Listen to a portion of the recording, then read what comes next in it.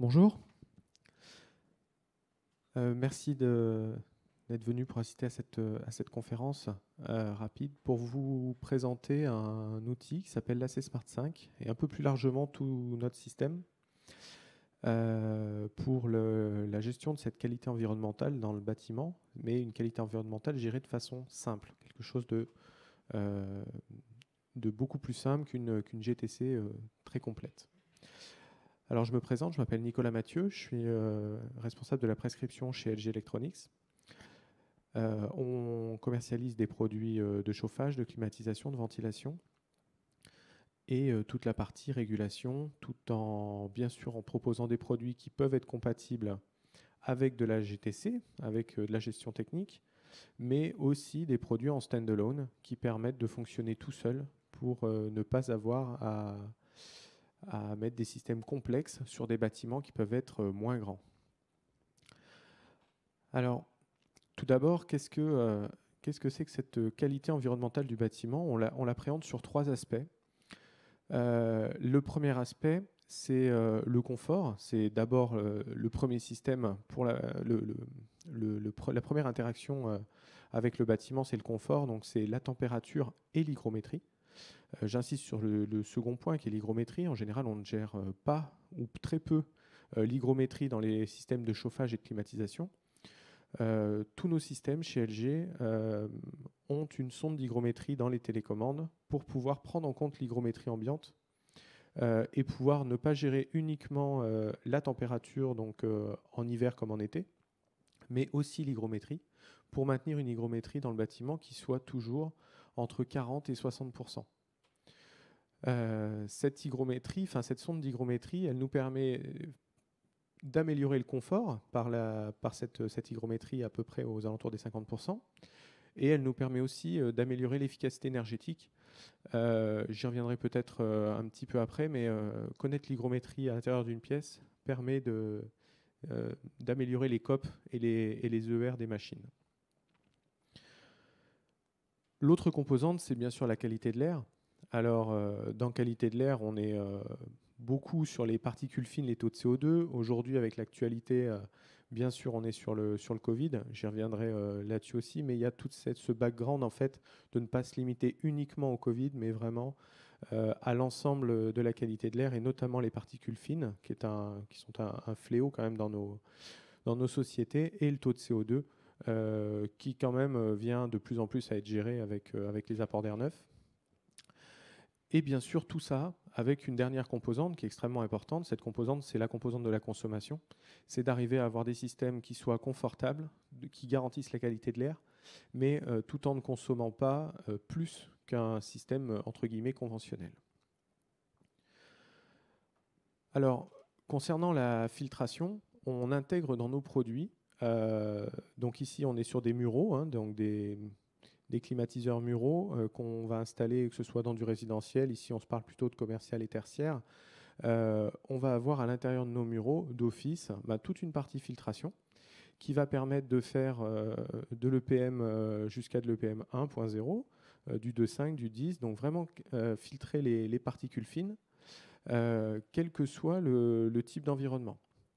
Qu'on installe ça dans du résidentiel comme dans du petit tertiaire.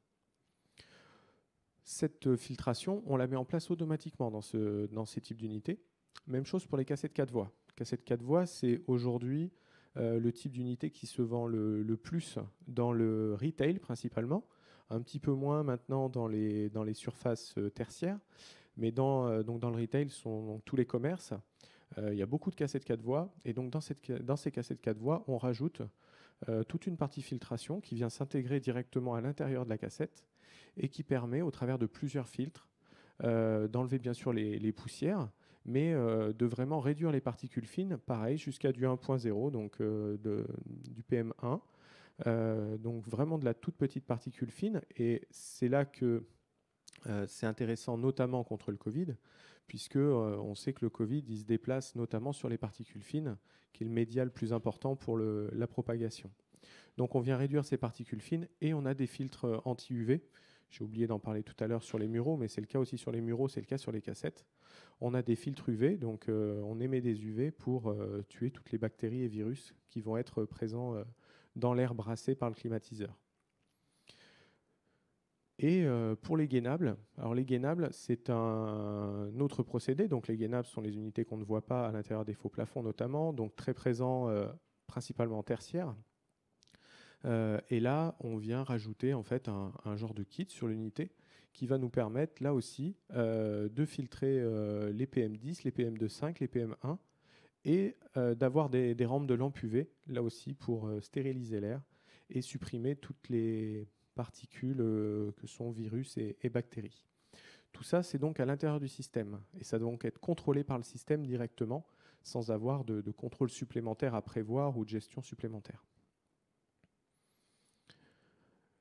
Ce qui est très important pour que l'utilisateur adhère à tout ça, c'est qu'il soit complètement au centre du système.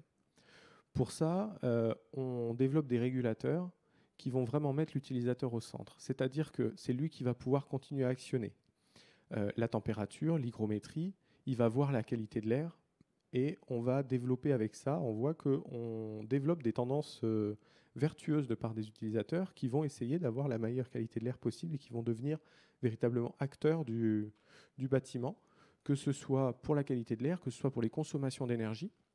Donc vous voyez par exemple en bas à droite, c'est l'indicateur pour les consommations d'énergie. On va lui donner un indicateur sur le comportement en fait, des unités et leur consommation pour qu'il essaye de garder des consommations qui soient les plus faibles possibles. Et on va donc toujours lui indiquer, comme vous le voyez en haut à droite, la qualité de l'air dans le bâtiment, ici qui est bonne sur le graphique, mais suivant le taux de PM10, PM2,5 ou PM1, il va y avoir des indicateurs qui vont être différenciés.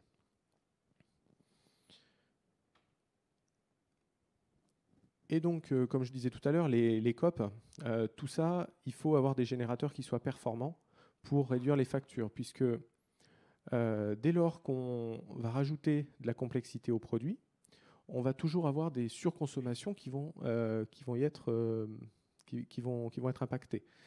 Si on rajoute de la filtration, par exemple, on va forcément avoir des pertes de charge supplémentaires et donc on va avoir des consommations supplémentaires. Et c'est pour ça qu'il faut qu'on développe des produits qui vont réduire les pertes de charge, mais aussi des générateurs qui vont être performants. Ici, sur ces systèmes-là, donc ces groupes extérieurs-là, on est sur des SCOP qui montent au-dessus de 5 et des SER qui vont presque jusqu'à 10. Tout ça pour arriver à réduire la facture énergétique et avoir des bilans énergétiques qui soient les meilleurs possibles. Alors SCOP, SER, c'est saisonnier. Ce sont donc des valeurs qui sont plus proches de la réalité, mais on développe bien sûr les COP et les EER pour notamment les moteurs de calcul. On continue avec des COP et des EER, des COP qui sont aujourd'hui aux environs de 5,8 à peu près pour vous donner un ordre d'idée. Et tout ça, c'est certifié Eurovent. On certifie l'ensemble de nos gammes chez Eurovent et on est un des premiers fabricants, notamment pour ces produits-là, à avoir des PEP individuels pour notamment la RE 2020, pour l'analyse de cycle de vie sur nos produits. Et pour vraiment valoriser dans la RE 2020 l'économie qui est faite sur le matériel, mais aussi grâce à la consommation, les ressources naturelles. Tous ces produits-là, il va falloir les intégrer de plus en plus dans une gestion technique centralisée. C'est quelque chose qui est vraiment important, cette gestion technique centralisée, puisqu'elle va permettre là aussi de faire des économies d'énergie et d'avoir quelque chose qui fonctionne, on va dire, en plus ou moins en autonomie et de manière intelligente. Le constat qu'on fait, c'est que ces GTC, elles génèrent à peu près 20% de réduction de consommation. Ce sont les sources notamment de l'ADEME et puis du plan bâtiment. Par contre, c'est un coût, un investissement en fait, qui va être important au départ. Et très souvent, on est sur la fin de chantier, on est un peu sur la ligne option. Et donc, ce n'est pas toujours quelque chose qui va être réellement effectué correctement en fin de chantier. On a donc une très faible pénétration de la GTC sur les petits et moyens projets. La question ne se pose pas trop sur les très gros projets. Les très gros projets, ils vont être GTC, avec une GTC plutôt intelligente. Par contre, sur du petit projet, on est très souvent avec quelque chose d'ultra simple. En fait, il y a très peu d'interaction avec les autres lots, c'est-à-dire que le chauffage clim est d'un côté, l'éclairage est d'un autre côté, la ventilation est d'un autre côté, et il n'y a pas d'interaction entre ces lots. Et donc, on est très souvent limité en fait, à juste de la visualisation des équipements, du contrôle ultra simple de la température, mais pas d'automatisation. C'est pour ça qu'on a développé ce système-là. Alors, ce système-là, chez nous, il existait déjà avant, la C-Smart 5, et c'était un contrôleur, hein, tout simplement, une gestion centralisée. Et on y rajoutait, on y a apporté beaucoup de fonctionnalités qui permettent en fait d'avoir toutes ces interactions entre les différents lots.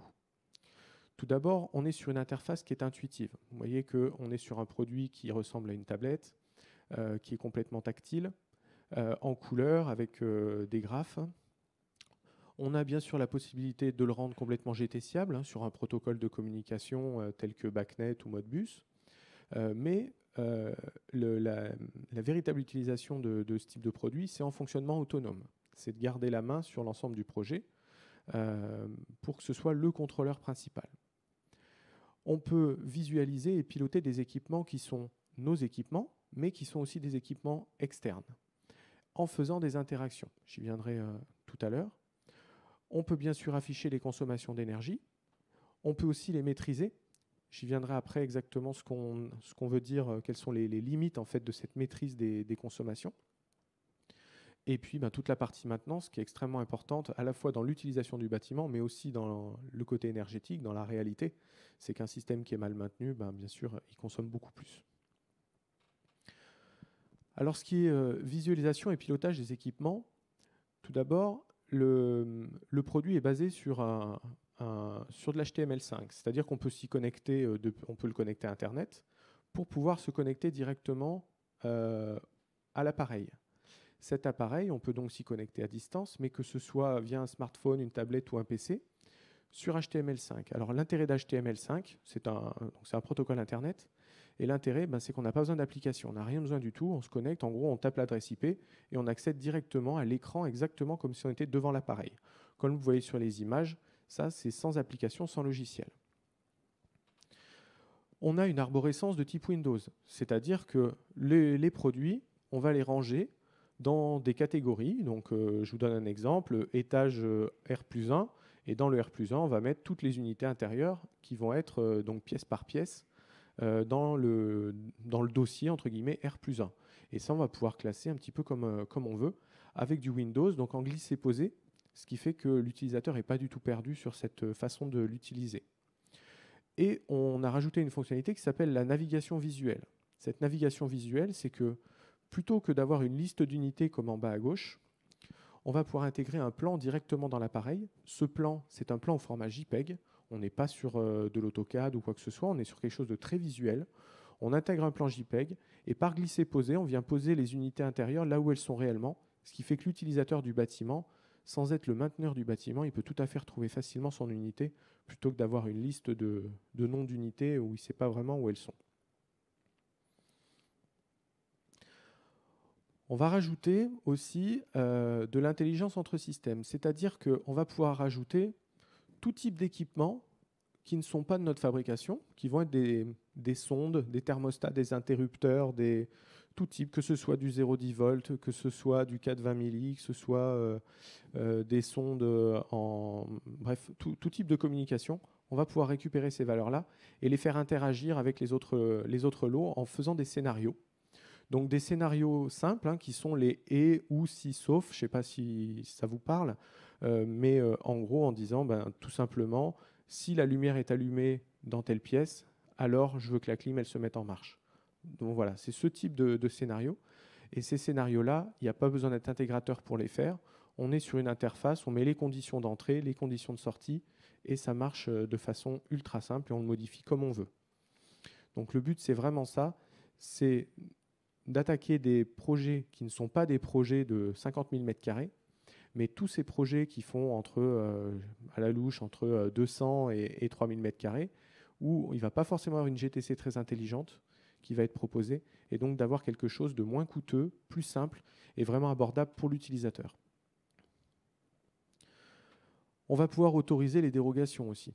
Alors je vais pas citer les exemples, tous ceux-là qui sont marqués, mais un truc hyper simple qu'on peut faire avec une GTC toute simple et ce type d'appareil, c'est tout simplement la réinitialisation des plages de réglage de température chaque matin. C'est-à-dire qu'on peut très bien autoriser un utilisateur à mettre la température qu'il veut dans une plage définie, mais que tous les matins, le chauffage est réglé à 19. Et même si l'utilisateur il a mis 22 le mardi matin, quand il arrive le mercredi matin, la consigne elle est de nouveau à 19.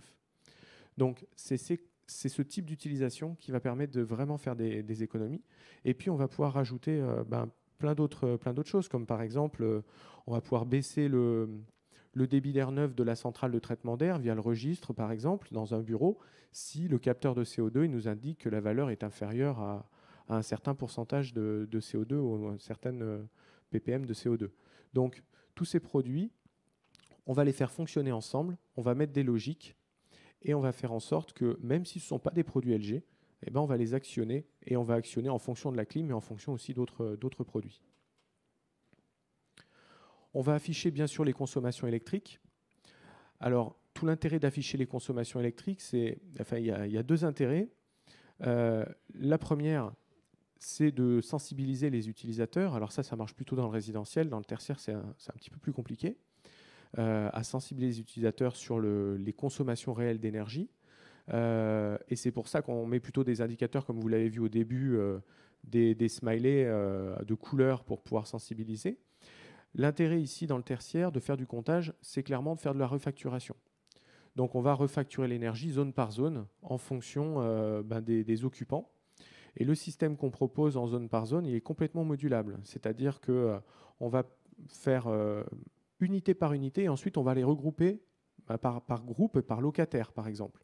Et suivant la vie du bâtiment, donc avec des locataires qui changent, des cloisons qui bougent, on va pouvoir tout rebouger sans avoir à changer la structure vraiment du système électrique. Ici, ça va être juste sur l'appareil, où on va dire on va déplacer telle unité d'une zone à une autre, et ainsi de suite à partir d'une date, pour arriver à faire cette gestion de conso. On peut bien sûr consulter à distance les consommations, les envoyer par email, les sauvegarder sur PC, sur du format Excel, donc pour pouvoir encore gérer cette refacturation et pourquoi pas gérer aussi de la statistique pour abaisser, pour avoir des politiques de gestion énergétique. On va pouvoir ajouter de la maîtrise de conso d'énergie. Alors, qu'est-ce qu'on appelle cette maîtrise de consommation ? C'est soit une démarche vertueuse, c'est-à-dire qu'on veut baisser les consommations d'énergie du bâtiment, soit tout simplement c'est pour respecter les objectifs de la loi Elan et donc le fait de réduire les consommations par rapport à une période antérieure. Dans ce cas-là, on va pouvoir fixer en fait des objectifs de consommation qu'on va fixer mois par mois et le système automatiquement va voir la dérive des consommations réelles du système par rapport aux objectifs et en fonction de cette dérive, il va limiter les consommations du système ou alors il va le laisser fonctionner normalement suivant où est-ce qu'on est par rapport aux objectifs. Alors, il n'y a pas de magie là-dedans. Pour arriver à réduire les consommations par rapport à une utilisation normale, forcément, on a une baisse de confort. Donc ça, on va le régler et on va définir des zones qui vont être plus ou moins importantes pour le confort. C'est-à-dire qu'il y a certaines zones où on va pas baisser le confort. On va parler par exemple de salles de réunion. On ne va pas baisser le confort dans les salles de réunion. Par contre, on va pouvoir baisser le confort d'abord dans des lieux de passage. Donc on se parle des halls d'entrée, des couloirs, peut-être de certains espaces détente. Ensuite, on va mettre une priorité un peu moindre sur des open space, une priorité encore un peu moindre sur des bureaux individuels. Bref, on va gérer des différents niveaux. Et le système, automatiquement, va arrêter le chauffage ou la clim. Enfin, là, pour le coup, c'est la clim.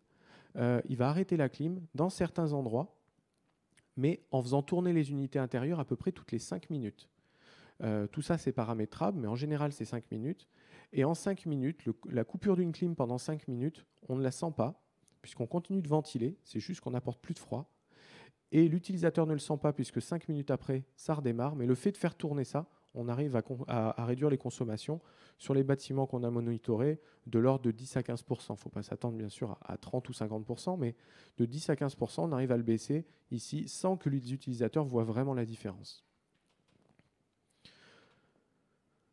On a bien sûr le routage des anomalies, donc toute cette partie-là, on va pouvoir envoyer des emails en cas d'anomalie, donc un code défaut présent sur le système. on va envoyer un email à une liste d'utilisateurs déjà définis. On va avoir accès à distance aux historiques, à tous les paramètres de fonctionnement. Donc, je parlerai par exemple des fréquences compresseurs, des températures dans chaque pièce, bref, de tout le système, comme si on était devant. Ce qui fait que le diagnostiqueur, quand il fait ça, quand il va intervenir, il a déjà une très bonne idée du problème qu'il y a sur le chantier et il n'y va pas juste pour faire un diagnostic et ensuite pour replanifier une intervention. Donc, pour résumer, ce système-là, il est là bien sûr pour le confort et la qualité de l'air, mais on place donc l'utilisateur au centre. On vient vraiment s'adapter au projet. Et encore une fois, ce n'est pas un système fait pour des projets de 30 000 ou 40 000 mètres carrés, puisqu'on va être limité en nombre de points, en fait, en nombre d'entrées. C'est-à-dire que si on voulait planifier sur 10 000 points lumineux, on ne pourrait pas avoir 10 000 points lumineux sur notre système. Là, il faut passer forcément par une GTC. Par contre, qu'on ait 10 points lumineux, en général, c'est de la zone. Quand on parle de magasin ou petit tertiaire, on ne fait pas au point lumineux, on fait à la zone. Dans ce cas-là, c'est tout à fait ce genre de produit qu'il faut pouvoir sélectionner. Et puis, bien sûr, il s'intègre complètement dans la RE 2020, que ce soit avec les COP, les ER, mais aussi via la base INES avec les PEP individuels. Et puis, bien sûr, on est complètement dans le respect de la loi Elan avec la politique de rénovation des locaux tertiaires. Est-ce que vous avez des questions sur ce système-là ou un peu plus large? Oui.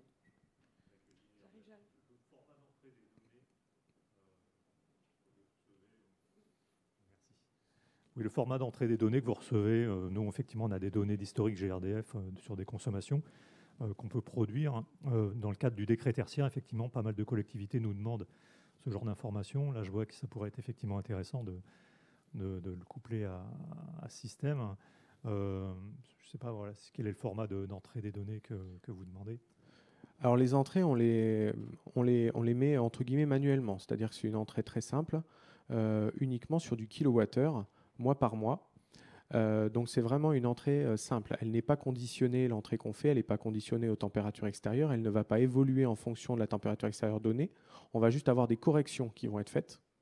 Par exemple, si vous avez rentré des données et qu'il fait réellement très froid dehors, on ne va pas couper le chauffage parce que ce mois-ci, il va faire très froid dehors. Tant pis, ça dérivera un peu plus. On aura fait du mieux qu'on peut, mais ça dérivera un petit peu plus et on récupérera sur le mois d'après puisque tout est en cumulatif. Donc les données d'entrée, elles sont manuelles, en mois par mois par exemple, en fonction de l'historique du bâtiment, en sachant qu'il nous faut un historique de bâtiment. C'est peut-être là où je rejoins votre question. On n'est pas sur une estimation du bâtiment, on rentre la donnée qu'on veut, mais en général, c'est plutôt sur un historique. Mais on est dans le cadre de rénovation, en général, on a des factures à fournir. Merci.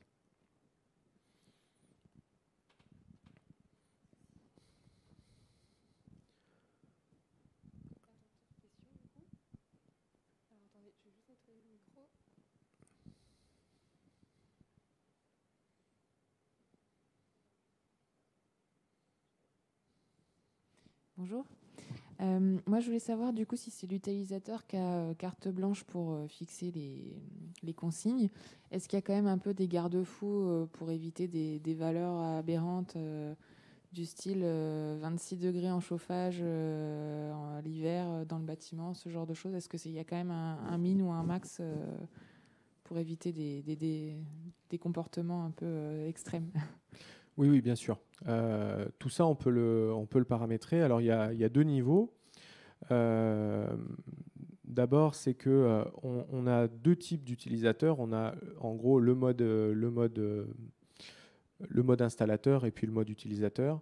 L'utilisateur n'a pas accès à tout le paramétrage du système. Il a uniquement accès au contrôle, visualisation, c'est à peu près tout, et puis l'affichage des consos. Il ne va pas pouvoir modifier les informations qui sont rentrées dans le paramétrage. Et dans ce paramétrage, on va pouvoir fixer tout type de garde-fou, comme vous dites, c'est-à-dire qu'on fonctionne sur nos systèmes toujours en double point de consigne. Ce qu'on appelle le double point de consigne, c'est une consigne chaud, une consigne froid. Entre les deux, le système, en gros, il est neutre, il n'apporte ni chaud ni froid. Et quand on va dépasser la consigne de climatisation, on va faire de la clim. Quand on va être sous la consigne de chauffage, on va faire du chauffage. Ces valeurs, on va toujours pouvoir les encadrer. C'est-à-dire qu'on va pouvoir très bien dire que le chauffage, il peut être réglé par l'utilisateur, il est réglé d'office à 19, mais la plage de réglage, elle est de 18 à 21 degrés. Et il ne pourra pas en déroger de ce 21 degrés. Et même chose au niveau de la climatisation. Donc oui, bien sûr, on peut régler ça.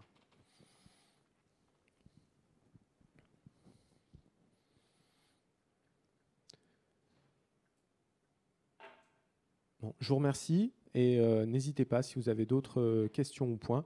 On est à côté de l'entrée, donc on vous attend. Merci.